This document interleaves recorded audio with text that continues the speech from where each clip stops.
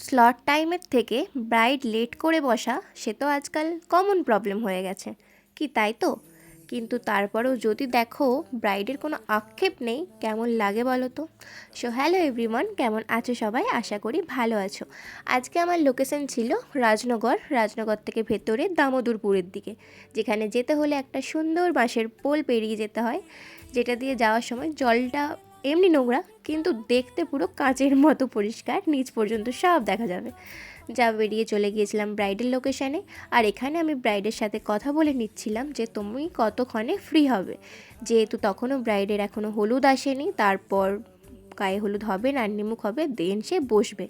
আমাকে সে দিয়ে চলে গিয়েছিল শাড়ি, আমি যেটা ড্র্যাপ করে রেখেছিলাম। আর তারপর অ্যাজ ইউজুয়াল এসে গিয়েছিলো মিষ্টি, যেটা আমার অ্যাসিস্ট্যান্ট কখনোই না বলে না।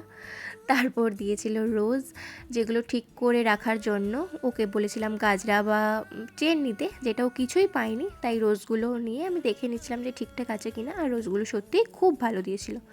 তো আজকে যেটা বলছিলাম, ব্রাইড অনেকটা লেট করে এসেছিলো, কিন্তু কিছু কিছু ব্রাইডের ক্ষেত্রে কি হয়, তাদের কোনো আক্ষেপটাও থাকে না যে আমাদের লেট হয়েছে।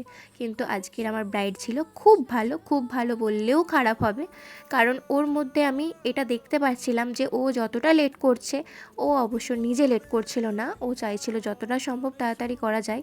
ওর বাড়ির লোককে বলছিল, আমি শুনতে পাচ্ছিলাম যে দিদির কিন্তু আরেকটা ব্রাইড আছে, আমাকে তাড়াতাড়ি করতে হবে। আমি জেনে শুনেই দিদির কাছে নিয়েছি বুকিংটা, দিদির আরেকটা কাজ আছে, তাকে আমাকে ছাড়তে হবে।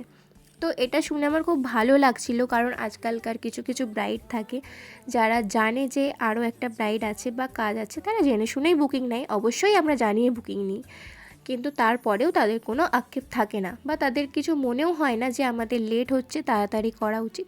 সেই তুলনায় ছিল আমার আজকের ব্রাইড ভীষণ পাংচুয়াল, অনেকটাই লেট করে বসেছিল আজ, তাই অনেকটা তাড়াহুড়োর মধ্যে ওকে আজকে সাজাতে হয়েছিল। দেখো ওকে প্রায় ফুল রেডি করেই ফেলেছি, ওড়নাটা লাস্টে দেওয়া হচ্ছে। তো ওর আজকের লুকটা কেমন লাগছে অবশ্যই জানিও। হ্যাঁ, আরও একটা কথা বলে রাখি, আজকে ওর মুকুটের ব্যাপারটা, তোমরা যারা আপকামিং ব্রাইড আছো তাদেরকে বলে রাখি, তোমরা অবশ্যই মুকুটটা দেখিয়ে কেনো। আমি ওকেও বলেছিলাম মুকুটটা দেখিয়ে কেনো, কিন্তু ওর তাড়াহুড়োর জন্য ও কিনে দেখাতে পারেনি মুকুটটা। দেখো, যার জন্য বলে থাকি, ওর থেকে ওর মুকুটটা অত্যাধিক বড়, ওর ফেসের সাথে একদমই মানাচ্ছিল না। সেই জন্যই আমি সবাইকে বলি যে মুকুটটা একটু দেখিয়ে কেনো। তো এটা ছিল ওর ফাইনাল লুক, অনেকটা তাড়াহুড়োর মধ্যে সাজানো হয়েছে। তো ওকে দেখে জানিও আজকে ওর লুকটা কেমন লাগছে। আর তোমরা যারা আমাকে বুক করতে চাইছো, স্ক্রিনে দেওয়া নাম্বারে অবশ্যই আমার সাথে কন্ট্যাক্ট করে নিতে পারো। ওকে রেডি করে সেই ভয়ঙ্কর পুল পেরিয়ে আবার চলে গিয়েছিলাম সেকেন্ড লোকেশনে, যার ভিডিও আসছে নেক্সট ভিডিওতে।